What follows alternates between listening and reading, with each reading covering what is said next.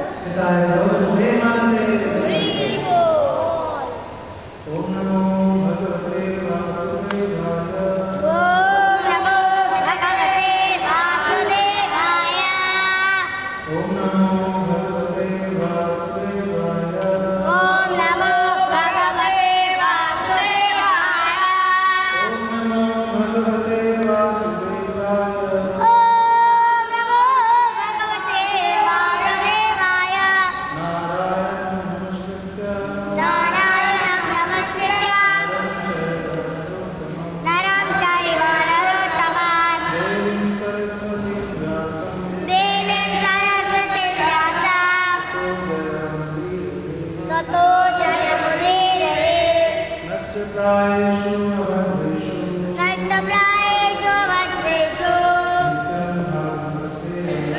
नित्यं भागवतसेवया भगवतीत्तमश्लोके भगवतेरुत्तमश्लोके भक्तिर्भवति वैष्णवे। वृद्धाश्रम भागवतम स्कंद 1 अध्याय 17 श्लोक संख्या 20। अध्याय का नाम है कलिंगो दंड तथा पुरस्कार। आवृत्ति करेंगे।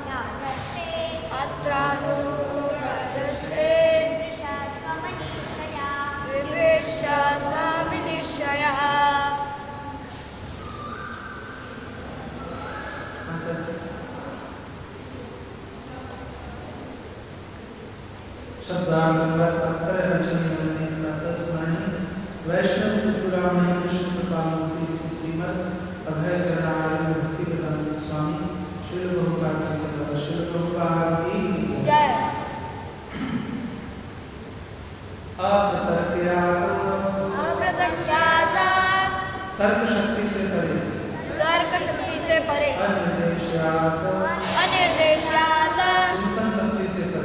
चिंतन शक्ति से परे इति इस प्रकार केषु कोई अभी निश्चित रूप से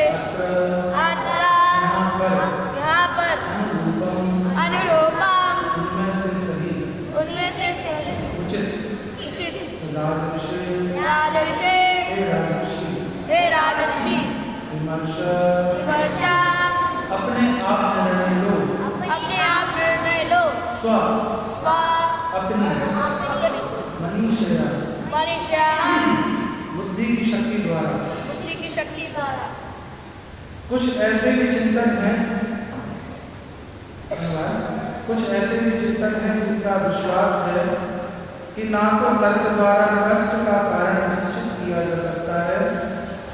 उसे कल्पना से जाना जा सकता है, ना ही शब्दों द्वारा उसे व्यक्त किया जा सकता है। अतः हे राजर्षि, आप अपनी बुद्धि से यह सब सोचकर अपने आप निर्णय करें। वैष्णव मतावलंबी अर्थात भगवत भक्तों का ऐसा विश्वास है, जैसा कि पूर्व में कहा गया है, कि परमेश्वर की इच्छा के बिना कुछ भी घटित नहीं हो सकता। वे ही परम निर्देशक हैं, क्योंकि वे श्रीमद् भगवद गीता 15:15 में पुष्टि करते हैं कि सर्वव्यापी परमात्मा के रूप में वे सबके हृदय में वास करते हैं और समस्त कर्मों पर निगरानी रखते हैं तथा समस्त कर्मों के साक्षी हैं। यहाँ पर नास्तिकों के इस तर्क का खंडन होता है कि जब तक किसी न्यायाधीश के समक्ष किसी का दुष्कर्म सिद्ध न हो जाए, तब तक उसे दंडित नहीं किया जा सकता, क्योंकि हम निरंतर साथ रहने वाले साक्षी तथा जीव के नित्य संगी को स्वीकार करते हैं। जीव ने पूर्व जन्म में इसी जन्म में जो कुछ किया हो उसे वह भूल सकता है, लेकिन हमें यह जान लेना चाहिए कि भौतिक शरीर रूपी एक ही वृक्ष में जीव तथा परमात्मा दो पक्षियों के रूप में बैठे हुए हैं। इनमें से एक अर्थात जीव उस वृक्ष के फल खा रहा है और दूसरे परमात्मा उसके कार्यकलापों के साक्षी बने हुए हैं। अतः परमात्मा ही जीव के संपूर्ण कार्यकलापों के साक्षी हैं और उनके निर्देशानुसार जीव स्मरण रख सकता है या भूल सकता है कि उसने पूर्व जन्म में क्या किया। अतः वे सर्वव्यापी निराकार ब्रह्म तथा प्रत्येक के हृदय में स्थित अंतर्यामी परमात्मा हैं। वे समस्त भूत वर्तमान तथा भविष्य के ज्ञाता हैं, उनसे कुछ भी छिपाया नहीं जा सकता। भक्तगण इस सत्य से परिचित हैं, अतः वे फल की आकांक्षा न करके अपना कार्य निष्ठापूर्वक करते हैं। इसके अतिरिक्त चिंतन या पांडित्य द्वारा श्री भगवान की प्रतिक्रियाओं का अनुमान लगाना संभव नहीं है, तो फिर वे क्यों कुछ को कष्ट में डालते हैं और कुछ को नहीं। वे वैदिक ज्ञान के परम ज्ञाता हैं और इस प्रकार वे वास्तविक वेदांती हैं। साथ ही वे वेदांत के संकलन करता है। कोई भी उनसे स्वतंत्र नहीं है और हर कोई अलग अलग ढंग से उनकी सेवा में लगा हुआ है। जीव को बद्ध अवस्था में ऐसी सेवाएं प्रकृति की शक्ति के अधीन होकर करनी पड़ती हैं, जबकि मुक्त अवस्था में स्वेच्छा से श्री भगवान की सेवा के लिए आध्यात्मिक प्रकृति जीव की सहायता करती है। उनके कर्मों में किसी प्रकार असंगति या अनुमान नहीं होता। वे परम सत्य के पद पर स्थित होते हैं। भीष्मदेव ने श्री भगवान के अचिंत्य कर्मों का ठीक अनुमान लगाया था। अतः निष्कर्ष निकलता है कि महाराज वृक्ष के समक्ष धर्म के प्रतिनिधि तथा पृथ्वी के प्रतिनिधि के समस्त कष्टों को जानबूझकर यह सिद्ध करने हेतु प्रस्तुत किया गया था कि महाराज परीक्षित आदर्श राजा थे, क्योंकि वे अच्छी प्रकार जानते थे कि आध्यात्मिक उन्नति के दो स्तंभों गाय पृथ्वी तथा ब्राह्मण धर्म को किस प्रकार संरक्षण प्रदान करना चाहिए। प्रत्येक व्यक्ति पूर्ण रूप से श्री भगवान के वश में है। वे जब किसी के द्वारा कोई काम कराना चाहते हैं तो उनका कर्म बिल्कुल उचित होता है, चाहे परिस्थिति कैसी भी क्यों न हो। इस प्रकार महाराज परीक्षित की महानता की परीक्षा ली गई। अब हमें देखना है कि वे अपने कुशाग्र मन से इसे कैसे समाधान करते हैं। ओम अज्ञानतिमिरन्धस्य ज्ञानशलाकया चक्षुरुन्मीलितं येन तस्मै श्रीगुरवे नमः। श्रीचैतन्यमनोभीष्टं स्थापितं येन भूतले स्वयं रूपा ददाति सुखदायकं वन्देऽहं श्रीगुरुं श्रीयुतपदकमलं श्रीगुरुं वैष्णवांश्च श्रीरूपं साग्रजातं सहगणरघुनाथान्वितं तं सजीवं सावधूतं परिजन सहितं कृष्ण चैतन्य देवं श्री राधा कृष्ण पादान् सहगणललिता श्री विष्णुपादान् नमः ओम विष्णुपादाय कृष्ण पृष्ठाय भूतले श्रीमते भक्तिवेदांत स्वामी नामिने नमस्ते सारस्वती देवे गौरवाणी विचारिणे निर्विशेष शून्यवादी हे कृष्ण करुणा सिंधु दीनबंधु जगत्पते गोपेश गोपिका तप्त कांचन गौरांगी राधे वृंदावनेश्वरी वृषभानुसुते प्रणमामि हरिप्रिये नमो महावदान्याय कृष्ण चैतन्याय कृष्णाय कृष्ण चैतन्य नामाय पंचतत्वात्मकं कृष्णं भक्तमुक्तस्वरूपं भक्तावतारं भक्ताख्यं नमामि भक्तशक्तितं गुरुवे गौरचन्द्राय राधिकाय कटाराय कृष्णाय कृष्णभक्ताय नमः वाञ्छाकल्पतरुभ्यश्च कृपासिन्धुभ्येव च पतितानां वैष्णवेभ्यो नमो नमः। जय श्री कृष्ण चैतन्य प्रभु नित्यानंद श्री अद्वैत गदाधर श्रीवासादि गौरभक्तवृंद। हरे कृष्ण कृष्ण कृष्ण हरे हरे हरे राम राम राम हरे हरे हरे कृष्ण कृष्ण कृष्ण कृष्ण हरे राम राम राम हरे हरे।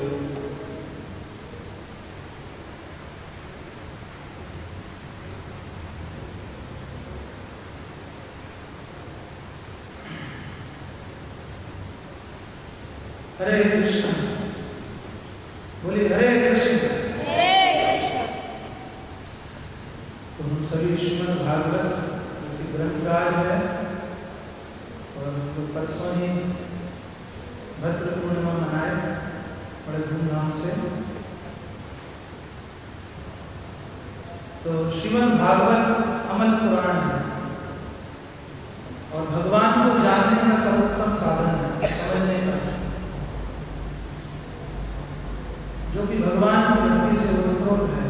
स्वयं साक्षात श्री कृष्ण जब लीला कर रहे थे, अपना लीला संवरण किए, तो धर्मम तुम शरणम करता, धर्म कहाँ है?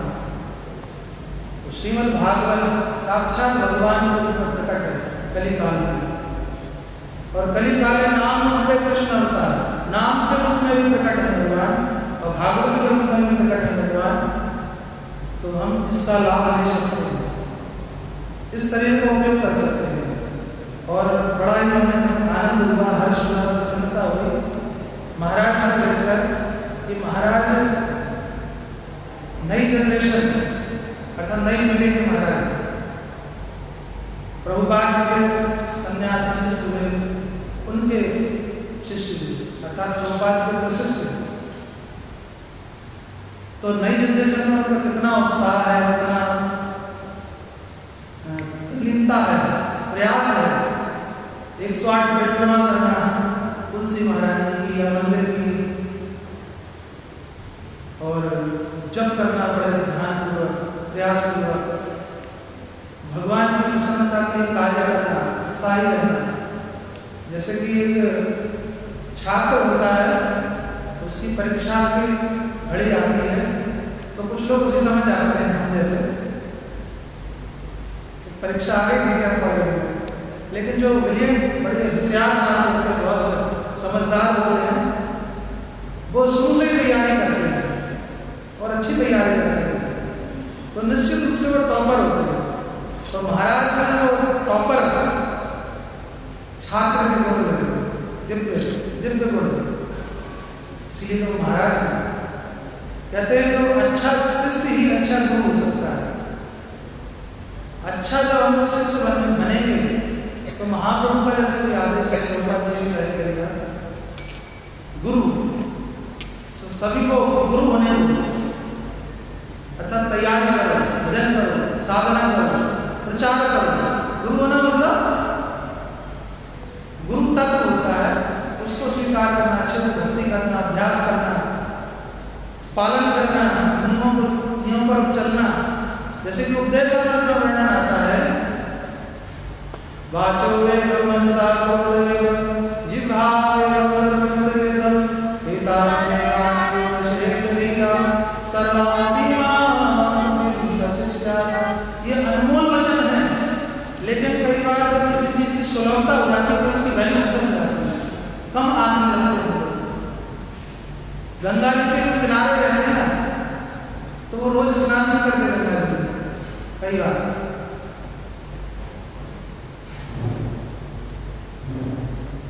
हम अपनी ससुराल की बात करें तो बनारस है, वाराणसी, काशी, तो गंगा जी के पास नहीं है, लेकिन जाता नहीं कोई, कभी जाता नहीं। तो ये है हाल।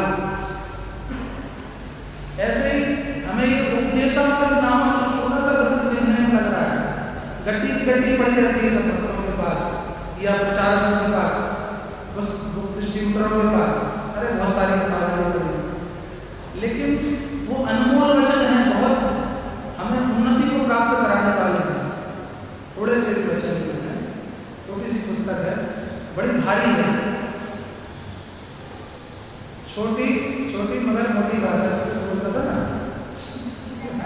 शक्तिमान होता था, छोटी मगर मोटी बात, तो बहुत भारी बात है वो। इनको जब हम पालन करेंगे, वाचो वेद, वाणी के वेद को, मन की बातों को, क्रोध की क्रियाओं को, उधर उपस्थित जनने के लिए सब वेदों को जब संयमित किया जाएगा, नियमित किया जाएगा, उनका जो आचार्य रहता है उस प्रकार से पालन किया जाएगा, तो निश्चित रूप से हम क्या कोई भी संसार का बद्ध जीव जो मनुष्य शरीर में है, यदि वो इसका पालन करता है तो महाप्रभु का आंदोलन भक्ति रसायन सिंधु की भूमिका में आता है कि महाप्रभु का आंदोलन में निकृष्ट व्यक्ति उच्च अवस्था में प्राप्त कर सकता है उच्च अवस्था में।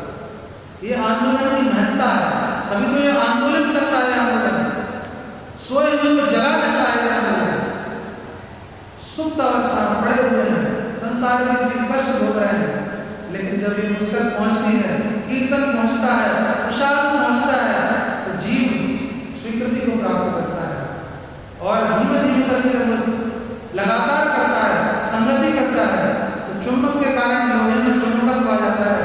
वैसे ही उसमें भी साधारण मनुष्य में भी भक्ति के अंग, भक्ति के क्रियाएं, भक्ति से उपलब्ध होने लगता है। इसलिए भक्त संग अति आवश्यक है। भक्त संग हम सभी को करना चाहिए और खुद भी भक्त बनने का अच्छे से प्रयास करके दूसरों को भी बताना चाहिए, समझाना चाहिए। तो ये आप भी गुरु है, प्रभुपाद जी कहते थे आप भी गुरु है। जय कृष्ण तत्ववेत्ता सही गुरु है, कहते हैं केवल सूत्र कहने ना जय कृष्ण तत्ववेत्ता सही गुरु है। विप्र हो कोई फर्क नहीं पड़ता, केवल न्यासी सन्यासी को कोई फर्क नहीं पड़ता, सूत्र कहने ना, सूत्र भी क्यों ना हो, इससे भी कोई फर्क नहीं पड़ता। जय कृष्ण तत्ववेत्ता, जो भी कृष्ण के तत्व को बताने वाला है सही गुरु है, वही गुरु है। लेकिन साधु गुरु शास्त्र इन तीनों को हमें मानना चाहिए। कलयुग में गुरुगिरी चल रही है, चाहे कोई झूला उठा के गुरु बन जाता है, पंडाल लगा के गुरु बन जाता है। करना क्या है, जमीन जैन पर खरीद लो छोटी सी और बस तंबू गाड़ दो, बन गए गुरु, मठाधीश बन गए, श्री श्री 1 लाख रख लो। ऐसे कई सारे बाबा भी होते हैं, कई सारे बापू भी होते हैं। तो हमें सबसे सावधान होना चाहिए। प्रामाणिक व्यक्ति के, प्रामाणिक गुरु की शरण में खोजना चाहिए, जानना चाहिए। इस्कॉन अंतरराष्ट्रीय कृष्ण भावना संघ ये प्रामाणिक रूप से प्रचार कर रहा है, बता रहा है, साक्ष्यों के साथ, तर्क, सिद्धांत, फिलॉसफी, दर्शन, सब कुछ है, उपलब्ध है। तो बड़ी समझदारी के साथ विचार कर रहा है इस आंदोलन से हम सभी को जुड़ना चाहिए, प्रचार में सहयोग करना चाहिए जितना बन पड़े, और आगे इस आंदोलन में हमें कुछ ना कुछ सहभागी होना चाहिए। कम से कम गिलहरी की तरह तो सेतु बंधन हो रहा है, सेतु तुम ही हो समुद्र पर सेतु बनाने वाले। भगवान ने क्या किया? सेतु बनाया। तो वानर सेना बना रही थी, सभी लोग बड़े बड़े पत्थर ला रहे थे, लेकिन एक गिलहरी क्या करती थी? गीला होकर के रेती बालू में लुटपुट होकर जो बालू चमक के आते वो झड़ा देती उधर जाकर के। सभी को डिस्टर्ब हो रहा था, अरे ये परेशान कर रही है, दब जाएगी। भगवान ने बड़े प्रसन्न हुए उसकी सेवा से कि वो अपने हिसाब से, उसकी क्षमता के हिसाब से वह सेवा कर रही है। उसमें जितनी क्षमता है वो अपना पूरा प्रयास कर रही है। तो भगवान प्रयास देखते हैं, ना कि हमारे धन दौलत देखते हैं। आप गरीब व्यक्ति हैं, आपने हो सकता 5,000 दिए या 5 रुपये दिए, 50 रुपये दिए, और कोई बहुत अमीर व्यक्ति है, उसने भी थोड़े ज़्यादा दिए, तो कोई फर्क नहीं, आपके ज़्यादा नहीं है। इसलिए भगवान प्रयास करते हैं और प्रसन्न होकर भगवान से ऐसा कहा जाता है कि भगवान प्रसन्न होने को क्या किए? उस गिलहरी के ऊपर ऐसी रेखा हाथ थे उंगलियां, तो कहते हैं गिलहरी के ऊपर जो चिन्ह है भगवान राम के कारण उनके हस्त कमल के स्पर्श से ऐसा उंगलियों में। तो भगवान की शरण लेना गुरु के माध्यम से, और सही सिद्धांतों को समझना, सही आदर्शों को समझना, उस पर चलना, उसका पालन करना, ये सब हम कैसे कर पाएंगे? जब हम भक्तों की संगति में रहेंगे। भक्तों की संगति के बिना यदि हम इधर उधर हुए तो क्या हो जाएगा? हाल हमारा उड़ते बादल की तरह, उड़ते बादल की तरह, कि हम इधर से उधर डोलेंगे, उधर से उधर, पता नहीं कहाँ डोलेंगे, और आपका पतन निश्चित है, हमारा पतन निश्चित है। लेकिन यदि हम भक्ति संग में रहेंगे तो हमारा पतन हो ही नहीं सकता है, गिर ही नहीं सकते। भक्त संग में रहेंगे तो आप मलाते रहेंगे, भक्त संग में रहेंगे तो आप सेवा करेंगे, भक्त संग में रहेंगे तो आपको कोई गलत भी जाने में आपको रोक सकता है, समझा सकता है, बता सकता है, तो आपको बहुत मार्गदर्शन मिलेगा। अपने मित्रों का भी, अपने कई बार बड़ों का भी, कई बार छोटे लोग भी टोकने लगेंगे यदि आप नहीं माने। इसलिए भक्त संग में आप निश्चित रूप से सफलता को प्राप्त करेंगे।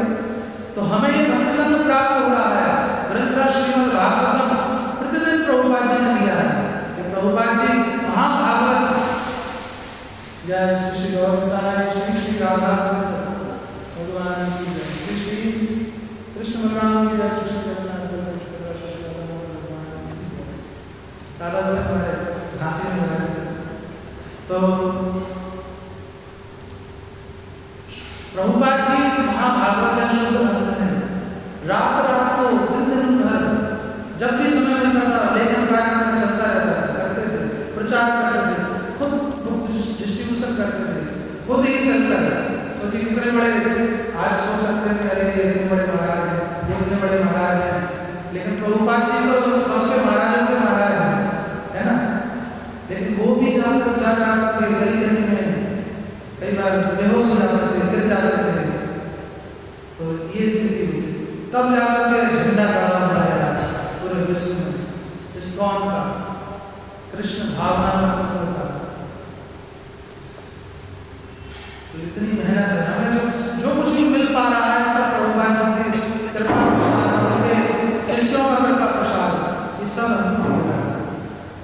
हम प्रभुपाद जी जब विदेश गए एक बार, प्रभुपाद जी से कहा किसी ने, अरे हम लोग बड़े सौभाग्यशाली हैं, हम कितने सौभाग्यशाली हैं, निश्चित रूप से हम लोगों ने बहुत कुछ किया होगा तब जाकर हमें ऐसा मिला।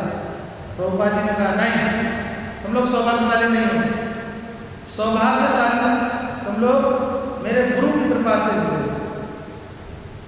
प्रभुपाद जी के गुरु थे श्रील भक्ति सिद्धांत सरस्वती ठाकुर श्री प्रभुपाद, उनको आदेश मिला है प्रभुपाद जी के घर को जाकर विचार किए। तो जो सौभाग्य का उदय होता है वो कैसे होता है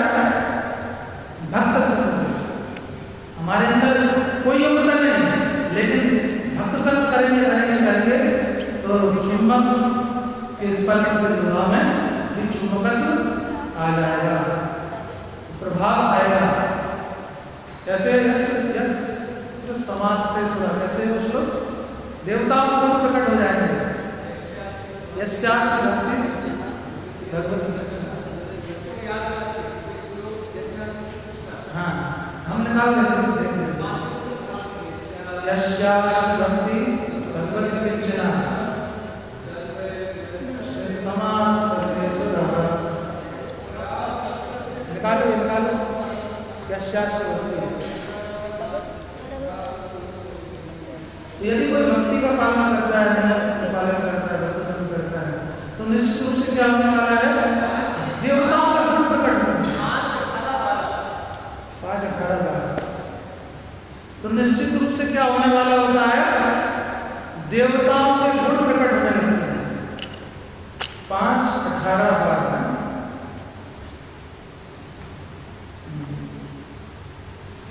यस्यास्ति भक्तिर्भगवत किंचना सर्वैर्गुणैस्तत्र समासते सुरा, हराभक्तस्य कुतो महद्गुणा मनोरथेना सत्कारतो हरिः। जो व्यक्ति श्री भगवान वासुदेव भक्ति शुद्ध भक्ति उत्पन्न कर लेता है, उसके शरीर में सभी देवता तथा उनके महान गुण यथा धर्म, ज्ञान तथा त्याग प्रकट होते हैं। इसके विपरीत जो व्यक्ति भक्ति से रहित है और भौतिक कर्मों में व्यस्त रहता है, उसमें कोई सद्गुण नहीं आते। भले ही वह योगाभ्यास में दक्ष क्यों ना हो, अथवा अपने परिवार और अपने संबंधियों का भली भांति भरण पोषण करता हो, तथा मनोकल्पना द्वारा भगवान की बहिर्मुख शक्ति की सेवा में तत्पर हो, भला ऐसे पुरुष में सद्गुण कैसे आ सकते हैं? तो किसमें सद्गुण आएंगे? किसमें? देवताओं के गुण प्रकट होंगे जो शुद्ध भक्ति उत्पन्न कर लेगा। तो शुद्ध भक्ति उत्पन्न कैसे होगी? भक्त संग से उत्पन्न होगी।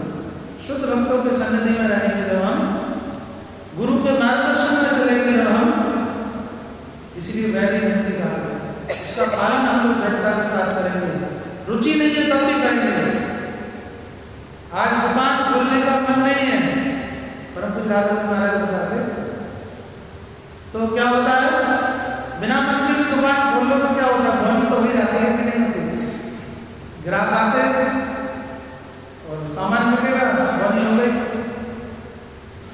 ऐसे ही बिना मन के भी हम निश्चित रूप से गुरु का मार्गदर्शन में चलेंगे, उनकी आज्ञा का पालन करेंगे, मंगल आरती देंगे, नियमित रूप से नाम जप करेंगे, श्रवण करेंगे, कीर्तन करेंगे, सेवा करेंगे, तो क्यों नहीं होगा? निश्चित रूप से परिवर्तन होगा, अवश्य होगा।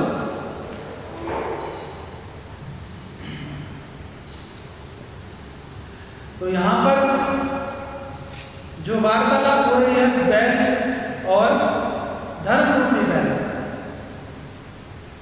और परीक्षित महाराज के बीच हो रही वार्तालाप।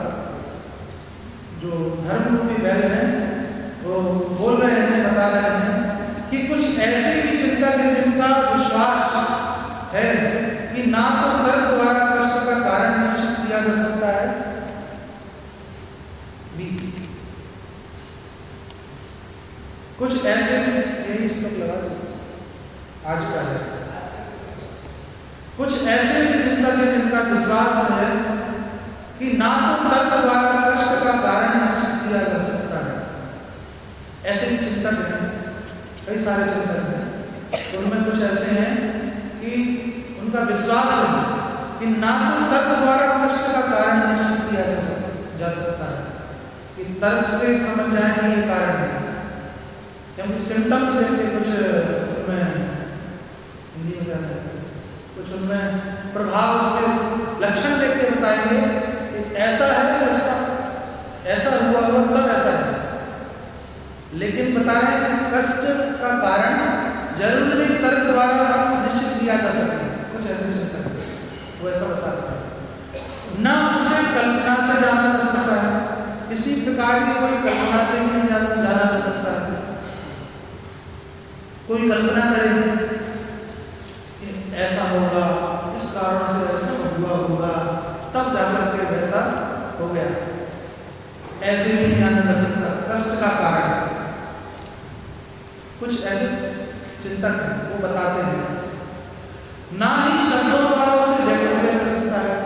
कोई सोचे कि भाई शब्दों में बता दिया जाए ऐसा ऐसा ऐसा ऐसा ऐसा, तो शब्दों से भी नहीं बताया जा सकता।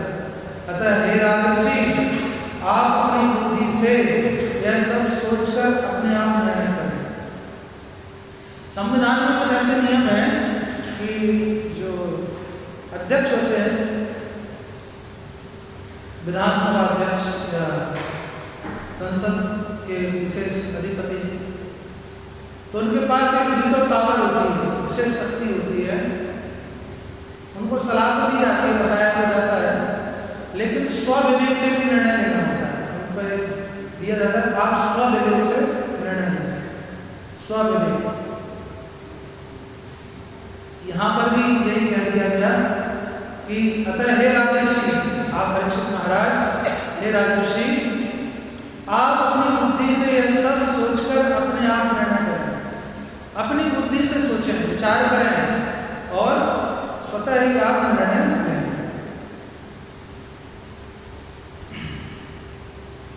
वैष्णव मतावलंबी अर्थात भगवत भक्तों का ऐसा विश्वास है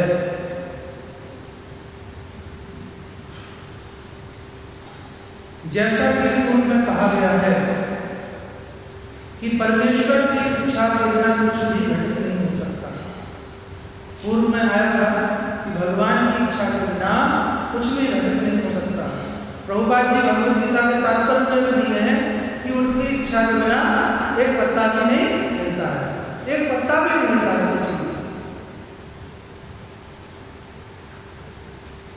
आजकल एआई का जमाना आ गया, आने वाली कौन सा जमाना आएगा, क्या क्या होगा, कुछ ही सालों में कितना परिवर्तन हुआ है, कुछ ही सालों में। और अभी तो कलयुग के कितने वर्ष हैं, क्या क्या होगा। तो रोबोट आदि बना दिए गए हैं। रोबोट काम करने लगे हैं। रोबोट होटल में खाना परोसने लगे हैं। रोबोट पढ़ाने भी लगे हैं। रोबोट यहाँ तक कि आरती भी करने लगे। मालूम आपको, आरती रोबोट सेट कर दिया, बस वो घंटी भी बजा रहा है, आरती भी कर रहा है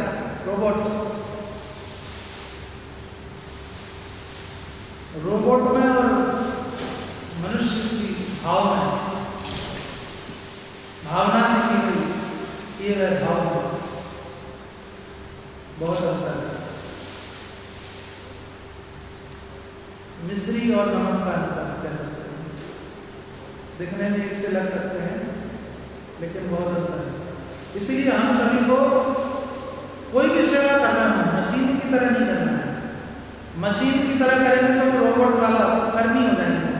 कर्मी वो हमारी भक्ति कर्मी से उत्पन्न हो जाएगी। कर्म से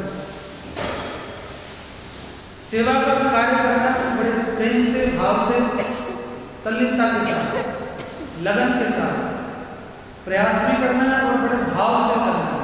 कोई भी सेवा करें, मंदिर से संबंधित, भगवान से संबंधित या जो भी भगवान की सेवा होती है, तो भाव नहीं होगा तो रोबोट वाली हो जाएगी। रोबोट फिर कोई अंतर नहीं रहेगा, कर्मी जैसा हो जाएगा। इसलिए भाव होगा तो भावना में भावना हो तो भावना बेकार है। भावना में भाव हो तो जग से बेड़ा पार है। कहते हैं भावना में भावना हो तो भावना बेकार है, और भावना में भाव हो तो जग से बेड़ा पार है। इसलिए भाव से भावित होना, इसलिए तो इस आंदोलन का नाम है कृष्ण भावनामृत आंदोलन। भावनामृत,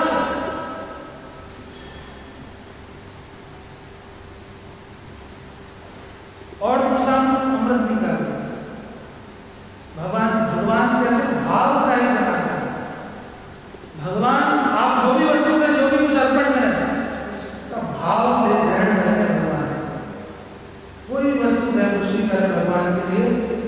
उसका भाव देखते हैं भगवान। यहाँ पर गिलहरी का भाव देखे थे, अभी हम लोग सुन रहे थे। भगवान ने किसका भाव देखा था? गिलहरी का भाव। तो भगवान भाव देखते हैं, भाव का ही जनार्दन है। तो ऐसे भगवान को हमें क्या करना चाहिए? शरण लेना चाहिए और बड़े भाव से उनकी सेवा करनी चाहिए। भावे भक्ति, भक्ति कैसे होती है? भाव के साथ होती है। भले श्रद्धा से शुरू होती है, श्रद्धा विश्वास समझ।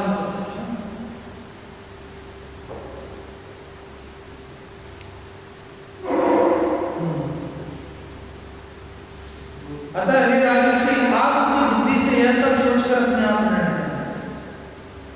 वैष्णव मतावलंबी अर्थात भगवत भक्तों का ऐसा विश्वास है, जैसा कि पूर्व में कहा गया है कि परमेश्वर की इच्छा के बिना कुछ भी घटित नहीं हो सकता।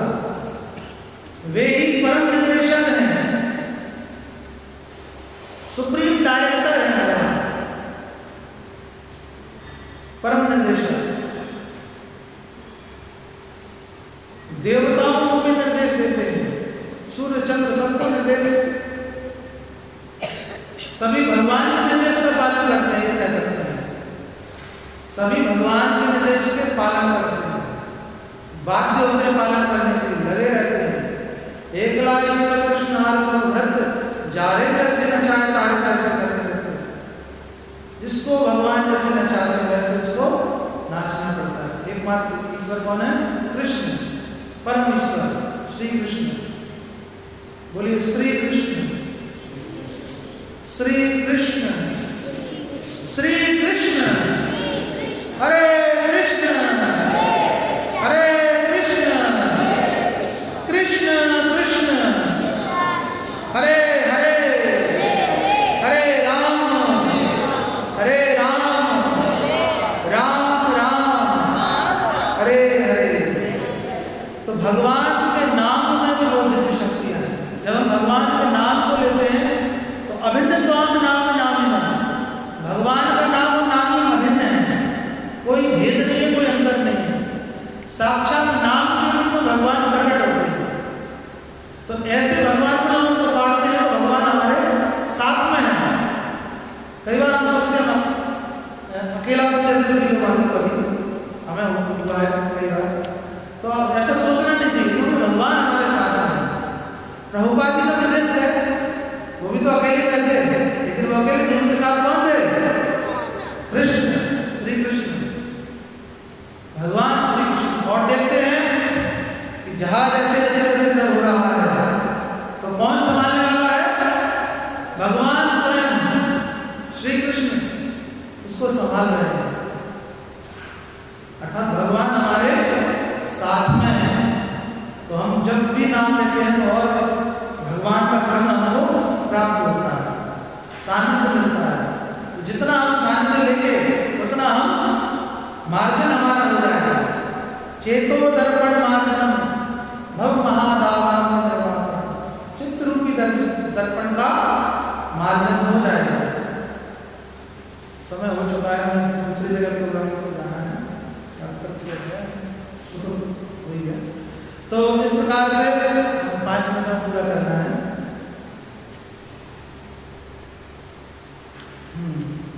वे ही परम निर्देशक हैं, क्योंकि वे श्रीमद् भगवद गीता में पुष्टि करते हैं कि 15-15 लगाओ, भगवद गीता 15-15। सर्वस्व चाहं हृदि सन्निविष्टो मत्तः स्मृति ज्ञान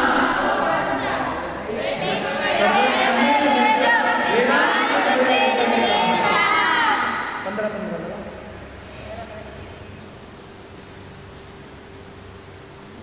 उच्चारण कीजिए। वेदेश्य सर्व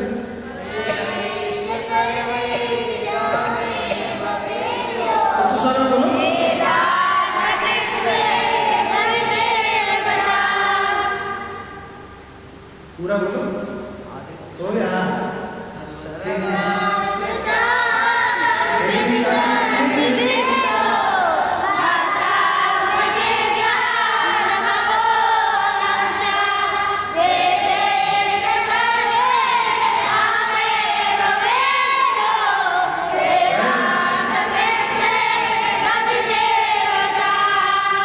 एक बार और बोलो, ऐसे बोलना।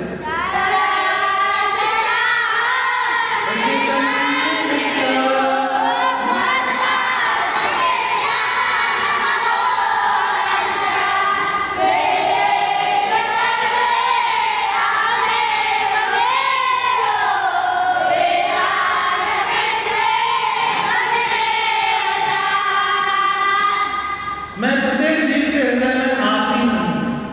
भगवान क्या है? प्रत्येक जीव के हृदय में आसीन है और मुझसे ही स्मृति, ज्ञान तथा विस्मृति होती है। भगवान से क्या होता है? स्मृति होता है, ज्ञान होता है और विस्मृति होती है। मैं ही वेदों के द्वारा जानने योग्य हूँ। भगवान क्या है? वेदों के द्वारा जानने योग्य। कहा जाता है नेति नेति का वेद पुकार, ना इति ना ये भी नहीं, इससे भी बढ़ के है। तो जो बढ़ के है, जो जानने योग्य है, कौन है? भगवान है। निस्संदेह में वेदांत का संकलन करता है। कौन है वेदांत का संकलन करता? वास्तव में भगवान। और वेद व्यास के रूप में वो यहाँ पे भी कह सकते हैं। तथा समस्त वेदों को जानने वाला है। समस्त वेदों को कौन जानता है? समस्त वेदों का जानकार भगवान है। समस्त वेदों को जानने वाले। तो इस प्रकार से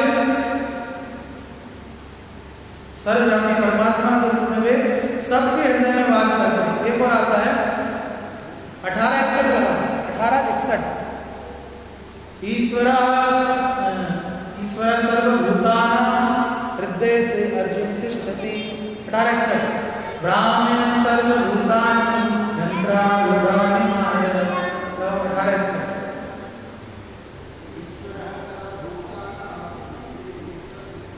बोलिए ईश्वर, उच्चारण करो।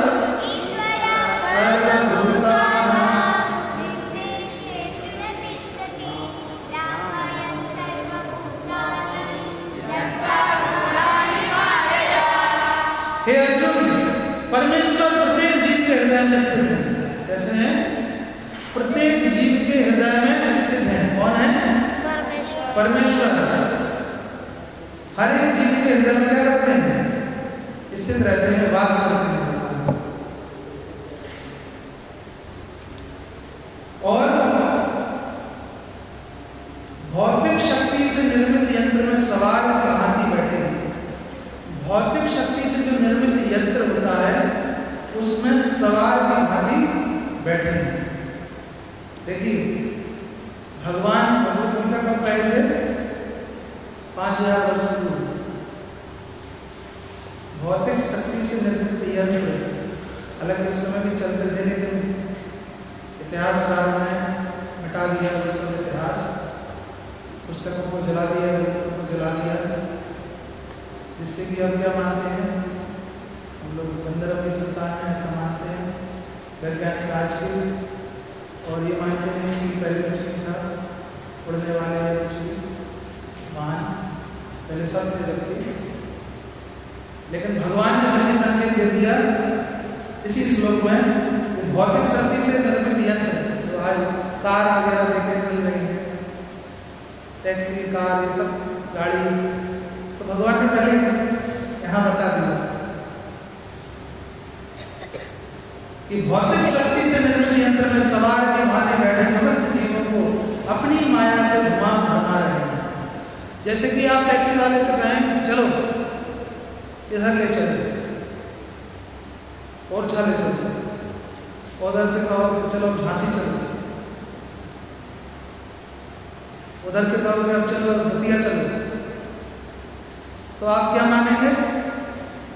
उससे कहेंगे कि तुम घुमा रहे हो। ये बात राधा राणा महाराज बताए थे एक बार बहुत सालों पहले कि जीव की स्वतंत्रता का उपयोग के विषय में चर्चा हो रही है। जीव के पास सूक्ष्म स्वतंत्रता है, उसका उपयोग वो कर सकता है, लेकिन वो स्वतंत्रता का क्या करता है? जैसे सब कुछ भगवान करने वाले हैं। एक बात कही जाती है सर्व कारण भगवान है। तो कोई कहेगा जीव की स्वतंत्रता तो हनन हो रही है, सब कुछ करने वाले भगवान है, तो हम भी भगवान की इच्छा से जा रहे हैं। तो इसमें ये उदाहरण आता है, बता हम लोग टैक्सी वाले को कहते हैं, वो मीटर ऑन कर देता है, इधर से इधर तक के लिए 500 रुपये हुए, इधर से इधर तक के लिए 200 रुपये हुए, और अब वो पैसे मांगता है, इतने पैसे दो। तो क्यों तुम पैसे, तुम ही तो घुमा रहे हो मुझे। टैक्सी वाले से कहे तो बैठा हुआ है कि तुम ही तो मुझको घुमा रहे हो। ठीक है, घुमा तो हो ही रहा है टैक्सी वाला, लेकिन किसकी इच्छा से घुमा रहा है? बैठने वाले की इच्छा, सवारी की इच्छा। बात समझे? सवारी की इच्छा हुई तभी तो वो कहा कि इधर चलो, तब तो वो गया। ऐसे ही जीव के पास स्वतंत्रता है, जीव अपनी स्वतंत्रता का उपयोग कर सकता है कि उसे मंदिर जाना या दूसरी गलत जगह जाना, इसका उपयोग वो कर सकता है। और भगवान सैंक्शन करने वाले, ओके चलो तुम्हें कुछ दान करना है कि तुम्हें कुछ चोरी करना है, आपकी कैसी मनसा है, कैसी इच्छा है। चोरी करने की इच्छा है तो चोर कैसे देखेगा, कोई है तो नहीं, चोरी करेगा। और दान की इच्छा है, दान भी कर सकते हैं, दान चोरी भी कर सकते हैं। लेकिन सैंक्शन करने वाले कौन है? सर्वकारण कारण भगवान है, लेकिन जीव की इच्छा, ये महत्वपूर्ण बात है, ध्यान दीजिए। अरे चलो समाप्त करते हैं। तो इस प्रकार से तो प्रभुपाद जी एक उदाहरण दिए यहाँ पर कि वृक्ष पर एक दो पक्षी बैठे हैं, एक पक्षी फल का भोगता है, दूसरा उसको देख रहा है, फलों को जब तक खाएगा तो भोगेगा। जैसे ये पक्षी जो फल भोगने वाला है पीछे बैठे पक्षी को देखेगा, निकट बैठे पक्षी को देखेगा, तो वह सुखी होगा। एक उदाहरण दिया गया है शास्त्र में, तो उसका भी इसमें वर्णन आता है। और आता है कि अतः परमात्मा ही जीव के संपूर्ण कार्यकलापों को साक्षी है और उनके निर्देशानुसार जीव स्मरण रख सकता है और भूल सकता है उसने पूर्ण जन्म में क्या किया। कई बार लोग कहते हैं काहुना कोई सुख दुख कर दाता, निज कृत वचन वो सब दाता, को ना काहु सुख दुख कर दाता, निज कृत वचन कर्म भोग सब दाता। तो निजकृत कर्म भोग सब दाता, ऐसा वर्णन आता है रामचरितमानस में। कोई किसी के सुख दुख को देने वाला नहीं है, इसके निजी कर्म ही उसको क्या करते हैं, कष्ट। जो भोग सुख मिलना सुख, दुख मिलना दुख, स्वर्ग मिलना स्वर्ग उसके कर्म से, नरक मिलना नरक उसके कर्म से। लेकिन जो हमने पॉइंट बताया ना इच्छा वाला, जीव की स्वतंत्रता का उपयोग कर सकता है, वैसे कार्य कर सकता है, अच्छे कार्य कर सकता है, भगवत सेवा कर सकता है, नाम जप कर सकता है और गलत कार्य कर सकता है। तो जीव की इच्छा, तो भगवान मूल कारण है, सर्व कारण सैंक्शन करने वाले भगवान है, इस बात को हमें समझना चाहिए। अतः फल की आकांक्षा न करके क्या कार्य करते हैं, इसके अतिरिक्त चिंतन या पाठन के द्वारा श्री भगवान की प्रतिक्रिया का अनुमान लगाना संभव नहीं। कोई चिंतन से लगाए, पाठन से लगाए, भगवान क्या करते होंगे, क्या सोचते होंगे, क्या कैसे देते होंगे कर्म, तो उसको हम लोग विचार नहीं कर सकते, सोच नहीं सकते कि भगवान की कितनी क्षमता है, असीम भगवान है। वे वैदिक ज्ञान के परम ज्ञाता और इस प्रकार के वास्तविक वेदांती हैं। साथ ही वे वेदांत का संकलन करता है, कोई भी उनसे स्वतंत्र नहीं है, कोई भी उनसे स्वतंत्र नहीं है, और हर कोई अलग अलग ढंग से उनकी सेवा में लगा हुआ है। कोई देखिए, यदि आप गॉड की सेवा नहीं करोगे, GOD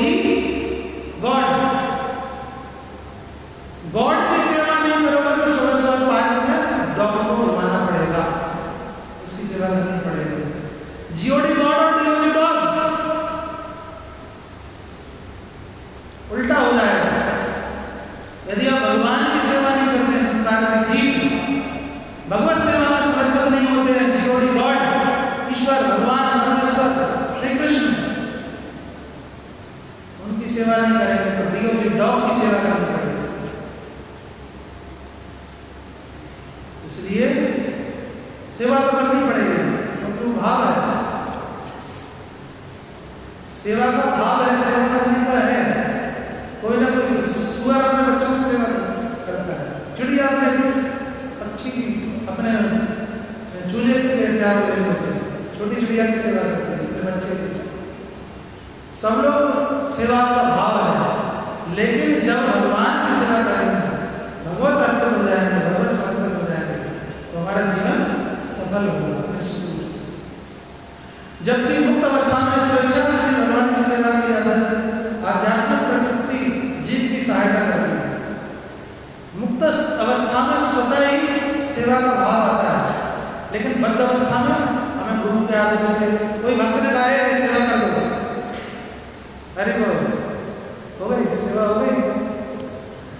तो यहाँ पर कई बार हम लोग एक दूसरे को कहना पड़ता है, हमें सुनने कोई निर्देश करता है, आप लोग भी किसी को निर्देश करते हैं ऐसा वैसा होना चाहिए, कुछ करते भी कुछ भी।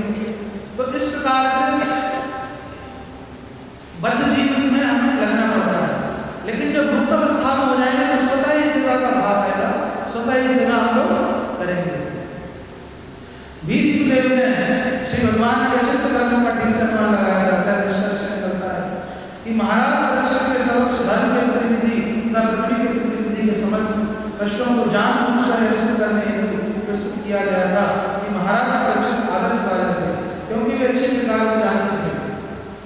जानबूझकर ये बताया गया, ये उनके मुख से कहलवाया गया, बैल धर्मरूपी बैल के मुख से, कि राजा परीक्षित होता है, महाराज परीक्षित साधारण नहीं है। एक शुद्ध भक्त जब बोलने वाला है तो उन्हें अवसर दिया धर्म में। आप बताइए, आप भी विचार करके बताएं कौन कारण है? क्यों? क्योंकि महाभागवत है परीक्षित महाराज, उनसे भी सुनना चाहते हैं, क्योंकि वे अच्छी प्रकार जानते थे कि आध्यात्मिक उन्नति के दो स्तंभ हो। कौन कौन स्तंभ है आध्यात्मिक उन्नति में? गाय,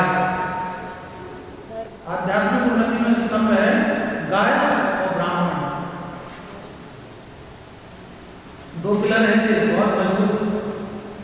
गाय का संवर्धन हो, संरक्षण हो, सेवा हो, तो कब हमें वो भाव आए, गुरु जी कृपा करें, गायों को अपनी सेवा का भाव, क्योंकि गायों की सेवा भगवान ने करते थे, गायों की सेवा स्वयं भगवान करते थे श्री कृष्ण। और ब्राह्मण के वक्त भगवान कहते हैं, एक 2 साल पहले भागवत की झांसी में सातवीं, उसमें भी प्रसंग आया था कि ब्राह्मण के मुख से भगवान क्या करते हैं, ग्रहण करते हैं। जैसे अग्नि में आहुति डाली जाती है, स्वाहा, भगवान अग्नि से भी ग्रहण करते हैं और ब्राह्मण के मुख से भी ग्रहण करते हैं। तो ब्राह्मण की सेवा,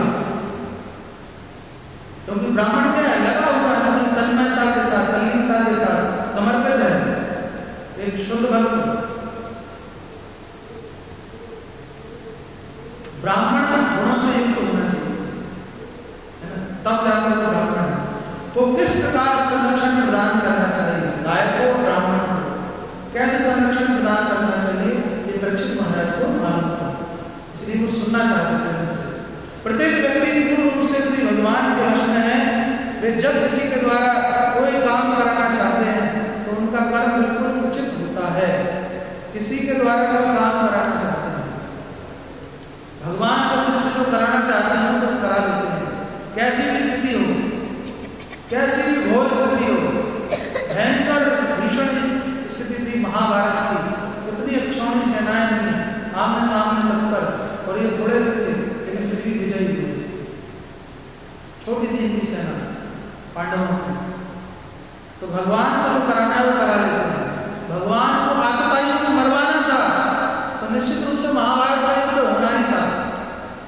भले ही भगवान को भेजा गया कि आप शांतिदूत बनकर जाइए, कुछ भगवान गए नहीं, लेकिन भगवान को जो कराना है वो करा दिया। महाभारत का युद्ध, महाभारत कराया भगवान। क्यों कराया? क्योंकि आतताइयों को ठोक के भाव में निपटाना था, बड़े बड़े आतताइयों दुष्टों को संहार करना था, इसलिए महाभारत होने वाला था। और ऐसा भी हुआ कि उसने कह दिया सुई की नोक के बराबर भूमि नहीं देंगे युद्ध के बिना। तो इस प्रकार महाराज परीक्षित की महानता की परीक्षा ली गई। महाराज परीक्षित कितने महान हैं सुनने मिलेगा। अब हमें देखना है कि वे अपने कुशाग्र मन से इसे कैसे समाधान करते हैं, क्या वर्णन करेंगे महाराज परीक्षित, क्या बताएंगे, बोलेंगे महाराज परीक्षित। तो आगे हम लोग आगे की कक्षाओं में सुनेंगे। हरे कृष्ण। वृंदावन भागवतम की जय। श्री कृष्ण बलराम की जय। श्री श्री जगन्नाथ बलदेव सुभद्रा महारानी की जय। श्री माधव भगवान की जय। श्री श्री गौरताय भगवान की जय। गिरिराज महाराज की जय। श्री वृंदावन धाम की जय। श्री गोपाल की जय। पिताई गौर प्रेमानंदे हरि बोल। जय बोल कृष्ण। हरे कृष्ण।